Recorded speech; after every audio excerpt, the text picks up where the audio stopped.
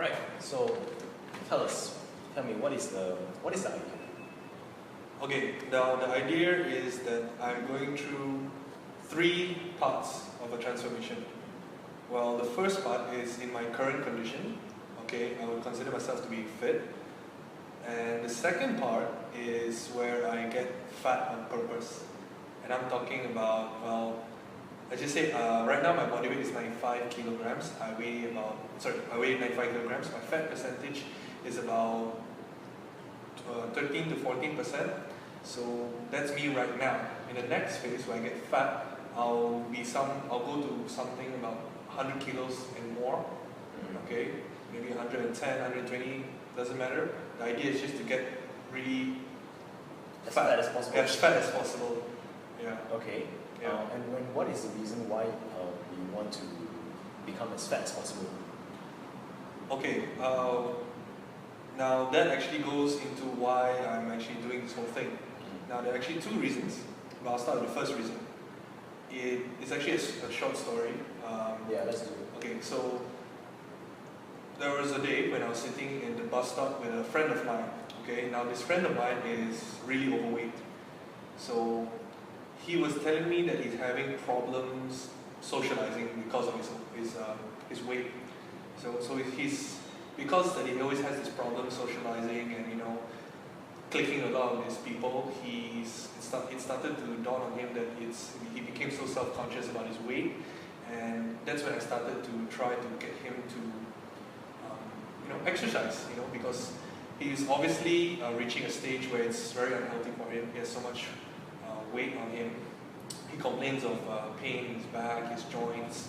So he's even brought up the interest of exercising himself. So I thought I'd get the ball rolling. I thought I'd tell him, where he could start. And one thing led to another. I can't really remember the exact entire conversation, but what really stuck with me was something he said at the end. He told me that it was easy for me to tell him what to do or to say these things to get him started because I'm already fit or I'm already there. So, and what he said really stuck with me, in a way he had a point. Yeah. He had a point. He said, because personally for me, I started off skinny. I didn't start off overweight. So obviously it's difficult for me to relate to someone who's overweight and wants to get in shape. So I thought to myself then and there, what if I could relate to him? If I could show him that if I can do it, so could he. So that's what I would say inspired me to want to do this project. Wanted to purposely gain weight, maybe make the conditions exactly the same as him. If he's overweight, then I'll be overweight. If he's obese, I'll be obese, and then I'll start from there. You see? So I want to inspire people like him to show them that yes, while it is difficult, but not impossible, you just have to be willing to make the first step. So it's about changing the mindset and perception of these individuals, especially my friend. Yeah, amazing. Actually, I think that the problem with the world is that they always think that the fitness industry is not for them. The fitness is not for them because they are of a certain level. They're just starting, and they always say that it's easy for you to say you're free. I got no time. I got kids. I got children. I got my work. I got no work. Yeah, exactly. It actually brought me to my second reason why I'm doing this. So let me ask you, right? Both of us have been in the fitness industry for a long time. We've coached many clients, and what is like the number one concern or reason that people give you as to why they can't exercise? No time. No time. That's like always the first thing they go to. They don't have time. It's too tough, or they just somehow lose. They start, but they lose track. They don't know how to maybe manage their time. Let's just say, right? So what if I were to show you someone like me who has no time get in shape? Now, keep in mind, I'm going to be obese. I'm going to get myself to become obese, right? And on top of that, I'm a student. I'm also working a part-time job. I also am a competitive athlete, okay? And I have to juggle between studying, working, and training myself, okay? So there are many more other things that occupy my time, but these three take most of it up, you see? So that's what I want to also show to people, you know, that it's a matter of what you value more, you see?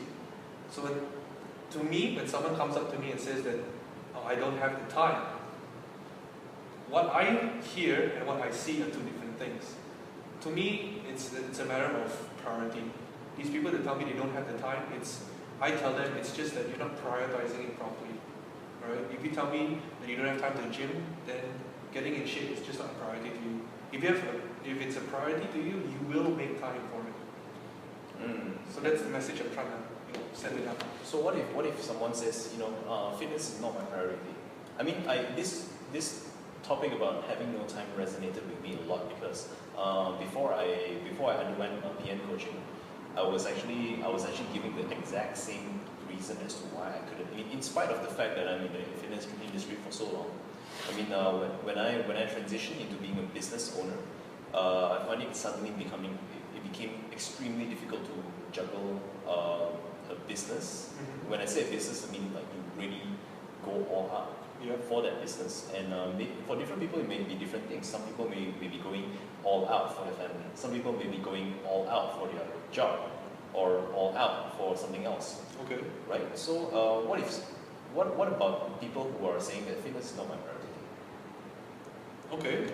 Well, you have to see why they would say that. You know, I mean, like, if someone would come to you and says, "Hey, I wanna exercise and I wanna get fit. You know, my resolution for 2017 is to get fit." But if they were to tell me, but fitness is not their priority, so you have to make them like see there's a discrepancy. Yeah, there's a discrepancy there. You see, so at one hand they want to get fit, on the other hand they don't see it as a priority. So when they have that kind of mindset, it kind of clashes against one another. So our job is to make them see it from a different perspective. You know, is to get them to try to see the value of prioritizing their goal, which is to get fit. And if you can change that, then it helps them even more in the process. Okay, so we understand the idea, which is for you to get from where you are right now to as fat as you can, Yes. and then become even fitter. So we were toying around with the idea, calling the project name Fit to Fat to Fitter. Yes. Okay, so what is the timeline? Like today it is it's in January. Yes. It's 13th January. Yes, it's 13th January. Okay, so when is this getting fat phase going to start? Okay, the fat phase, the beginning of the fat phase will begin in February, 1st of February, and that is when I will just not take care of my nutrition. Currently, I do count my macros. I watch what I eat. I am very consistent with my training and whatnot. It's just that in February, when I say that I'm not going to count my macros, I'm not going to care what I eat, I'm just going to eat anything and everything I can get my hands on and put on as much weight as I can. So, yeah, I'm talking fast food, sugary drinks, and anything basically I can get my hands on. Okay, okay, it's very interesting.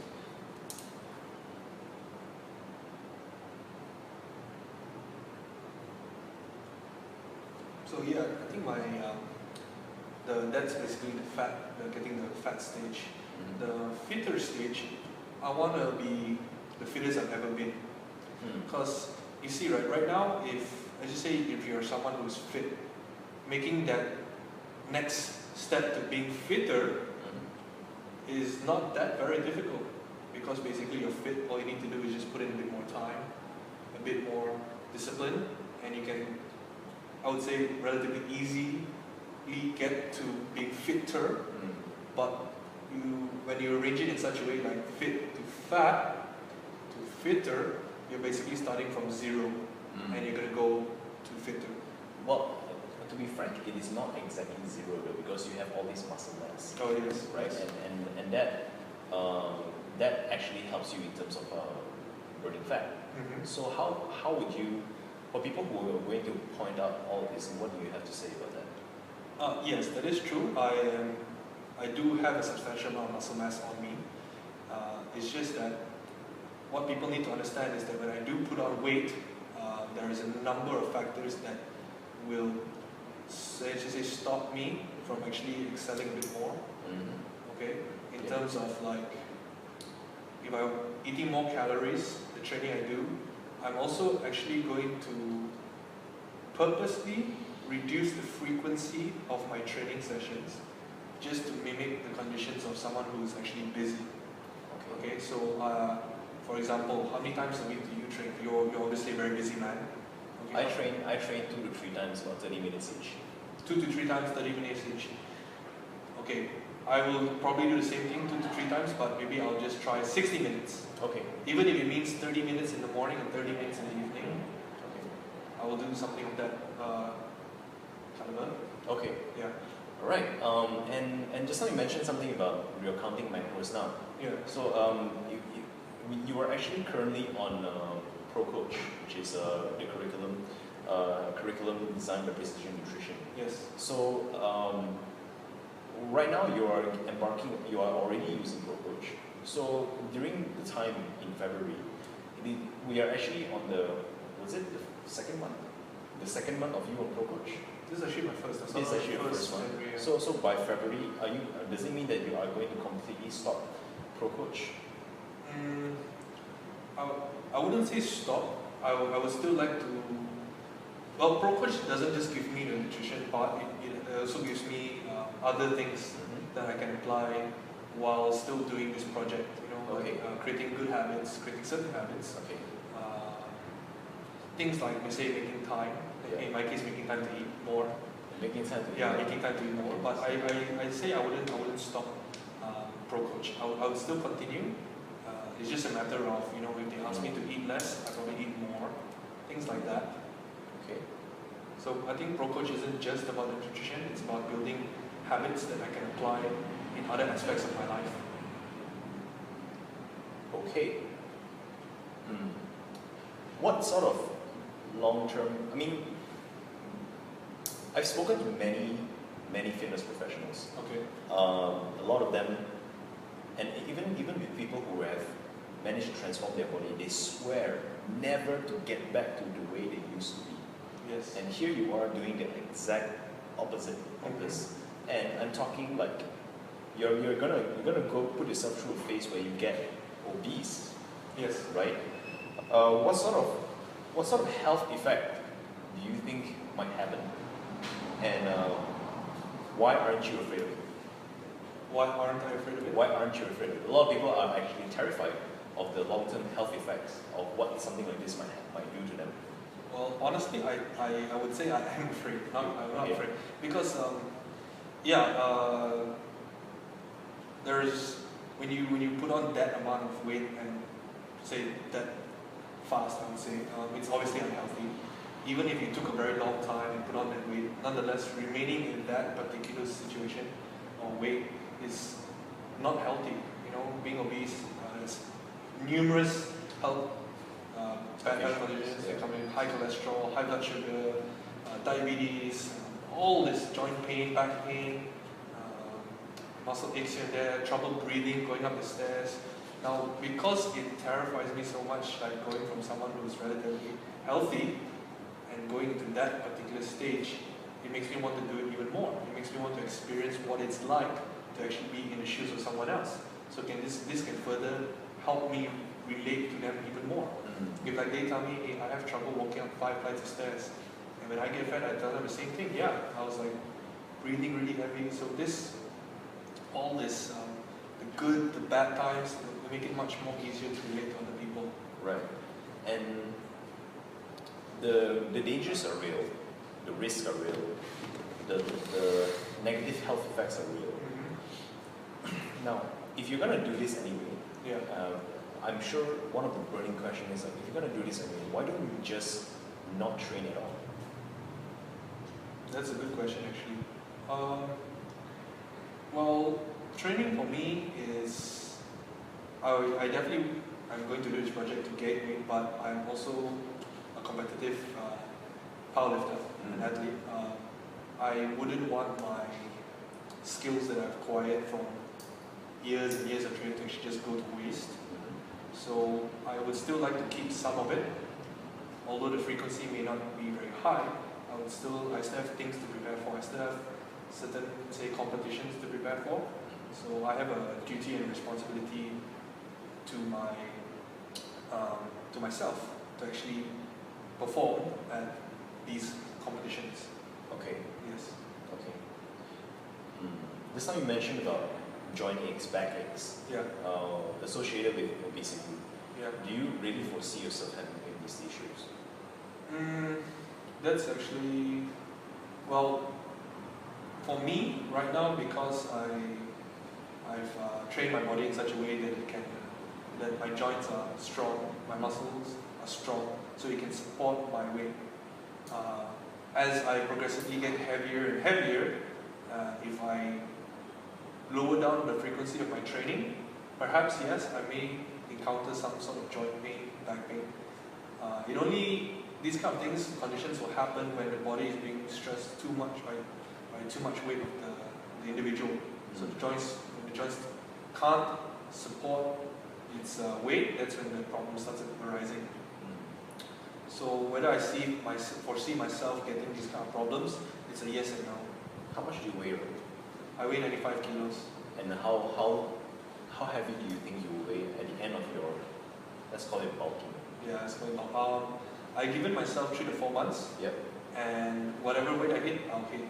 But ideally, I want to be like 100 and, let's say I'm aiming to put on 30 kilos. Okay. If that's possible. How heavy is your friend? My friend is 127 kilos. Let's just round it off. 127 kilos. Yeah. Right, so about 130 kilos, that's the aim. Yeah, more or less. Okay, so the overriding message about this project is that you can get into a state of being fit regardless of where you are. Yeah. Okay, so even though you already have substantial muscle mass, Yeah. and even though you already have, you already going to continue working out Yeah. 2 to 3 times a week, even though at a reduced frequency and a reduced duration. It just means that, correct me if I'm wrong, it just means that you are going to be able to get there sooner, but it doesn't mean that it is impossible for someone who is completely obese, completely out of shape, right? Okay, and how much would you say is the advantage, in terms of percentage, how much percentage would you say is the advantage you have over someone who never trains before in their entire life and who never take care of their food before in their entire life, and don't have so much muscle mass? Well, I would definitely agree that it's comparing me to that person would be a bit disadvantageous for them, seeing as how I've been training for a very long time. I actually have the knowledge to train myself in such a way that I can get there faster, and that my body knows how to perform complex movements.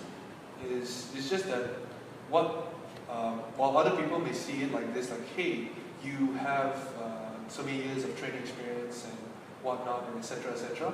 What they don't see is that the physiological effects that it will have on my body, especially the psychological effects.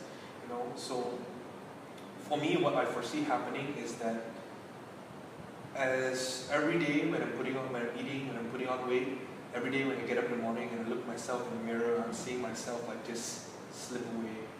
And while it may not be happening now, I can foresee it being very just stressful, just depressing. Okay, there have been times in my life where I have been depressed. It happened when I competed for the first time and I herniated 3 of my discs in my back, my lumbar, my L4, my L4, L5, and my S1. I was in such pain that exercising was not an option. Sleeping was a problem. Getting out of my car was a problem. Getting into my car was a problem. Showering was a problem. So at that point in my, as you say, life, I was depressed, knowing that I could never, at that time, do something I love because I was just incapable of doing it. So that was just an example of me being depressed. So right now, while I am not feeling pain from my injury, I'm actually recovered. I'm about to embark on another journey where I also just lose myself, as in lose my physique in a way. And for me, I've always prided myself on being both strong and having a decent physique. Now, losing that physique part will obviously be very depressing to me. Okay, so that's what I want to show people. Yes, I have an advantage in terms of knowledge and experience in training, but at the same time, what they don't see is that doing what I'm doing, can have negative effects on my body and my training, regardless of how experienced I am, as well as my mind. When you're fit, when you have a good body, it makes you want to go more. Everybody feels that way. The better your body, the more your harder work. But what happens if you don't have a body? What if people look at you in such a way that, hey, this guy's fat?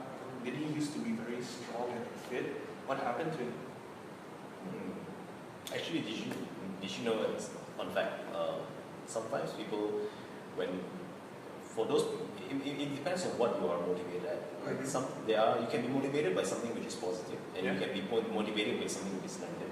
Yeah. So if let's say I was just having a similar conversation just this morning as I did an assessment. So you can be motivated by the pursuit of happiness, or the pursuit of a better body, right? Or you can be motivated by negativity such as hate, pain, right? So for those people who are motivated by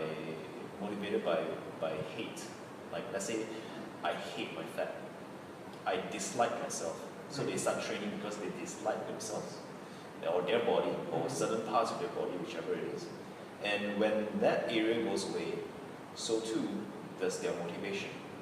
Something very interesting. So, but I absolutely agree with that, definitely. Yeah, but for someone like you, it seems that you have all along been motivated by the pursuit of something positive. I would definitely say I'm a very positive-minded person. I don't like being negative, and I absolutely dislike being around negative people because it just, I'm sure you can agree, you surround yourself with positive people and you'll rub off on you, Positive people attracts positive people. But if you surround yourself with negative people and the way they influence you, it's just the outcome, Yeah, so that's me. I like to always be positive. Even when I injured myself while I was depressed, I tried very hard to stay positive throughout the whole thing. And it worked, I had so much support from my friends, yourself, in the gym, People kept telling me, hey, it's gonna be okay. You're gonna come back. You're gonna get stronger. It's just a small bump in the road. Okay. So surrounding myself with people like this was very encouraging and very helpful and beneficial to me. And what about those people who are obese and don't have an environment of positive people? Well, that certainly adds another area of disadvantage. Yeah, absolutely.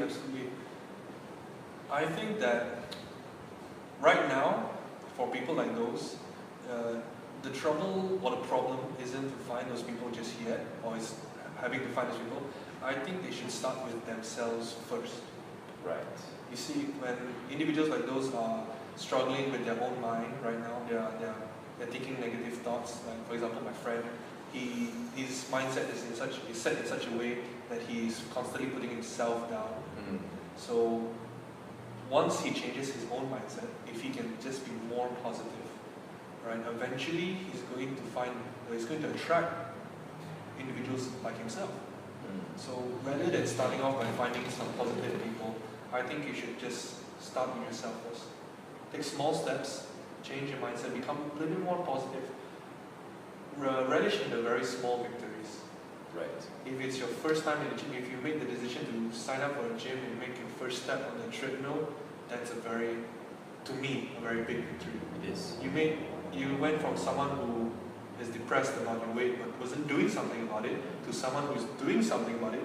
Well, yes, you still are depressed, but you made that first step, and that's a huge win. So relish in the small victories, make step by step, and before you know it, you will be where you want to be.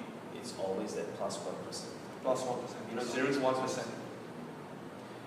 Alright, very good. So, I have nothing else that I want to ask. Is there anything else you would like to add before we start? I'm just really like nervous, excited at the same time about this project. I really hope that it helps people out there watching. I really hope it helps people, inspires them to get started. Things like that. Yeah. Okay, very, very good. So later on, right now, what we're gonna do is that we're gonna take your measurements. Yep. We will take we're gonna be using caliper to measure your body fat percentage. Yep. And what is gonna happen in the weeks from now?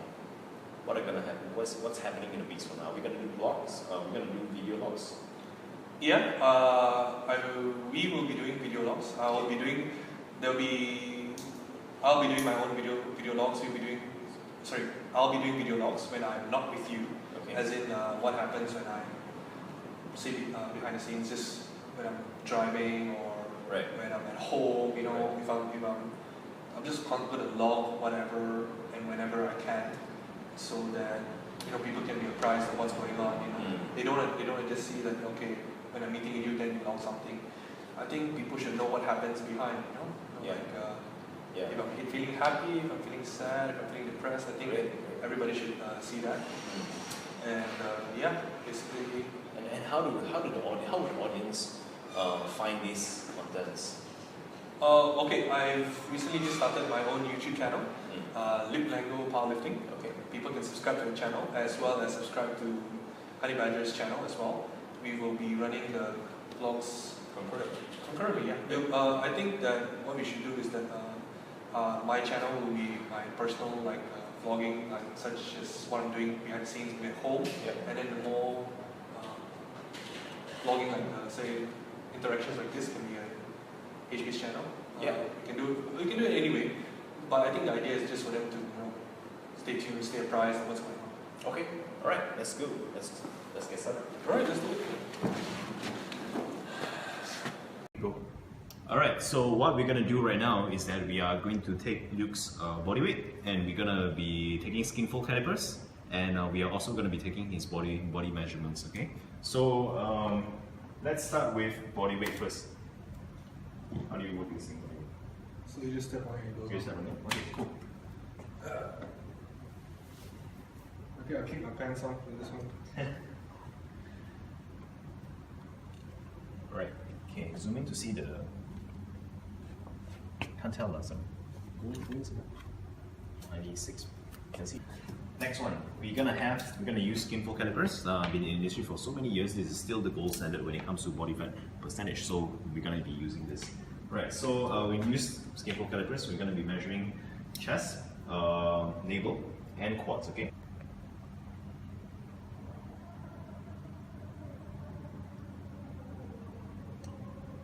Yes.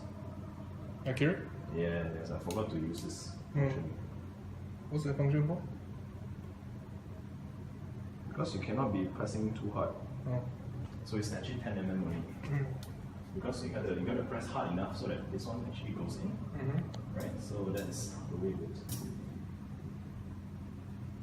Okay. Right, let's do navel again.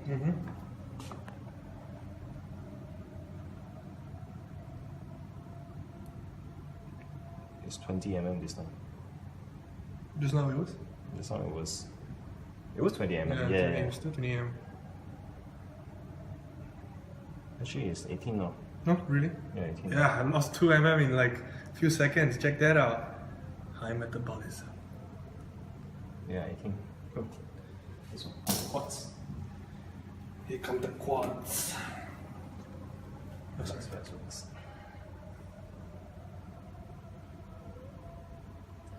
16.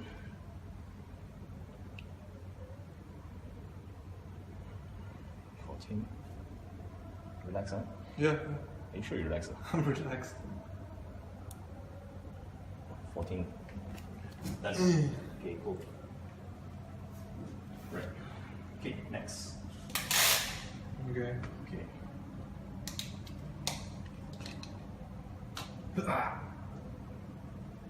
Okay, so It's like the choker of fitness. 16 inches. Okay. Is that your nipple line, Luke? Yep. Okay. Great. Okay. That's okay. Shoulder.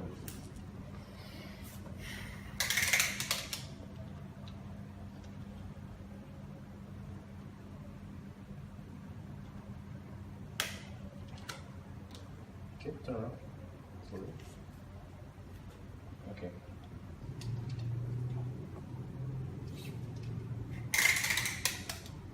Navel. Yep. No, wait, no, hold on. Yeah, that's how it is. Adjustment. Mm-hmm. Oh, stop. Let go. Yep. Let go. Okay. Okay, turn around.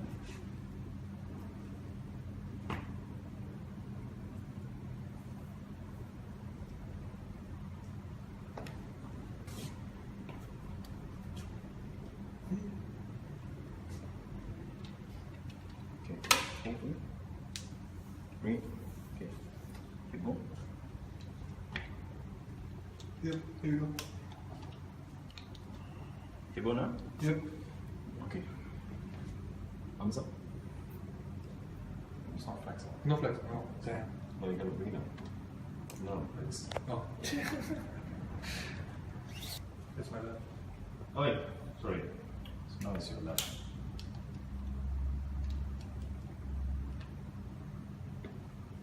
Okay, let's try this again. Rolling. No. Yeah. Here. Here. Right here.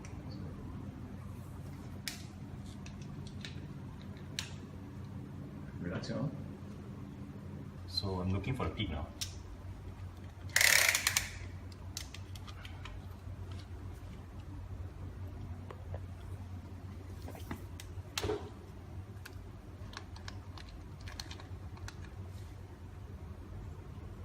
Okay.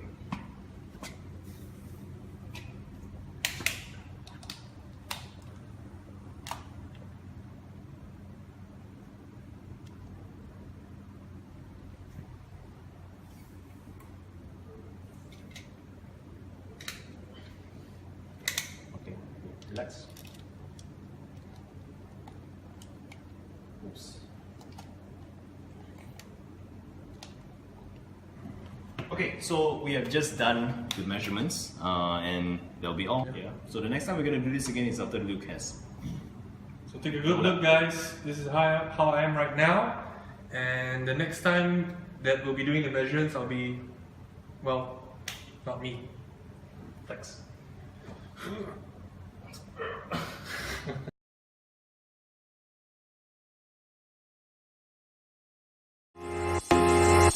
They tell me to slow down, but homie, I'm just living my life. Ain't gonna do what you think is right, cause that's stressing me out. They telling me they know what's best.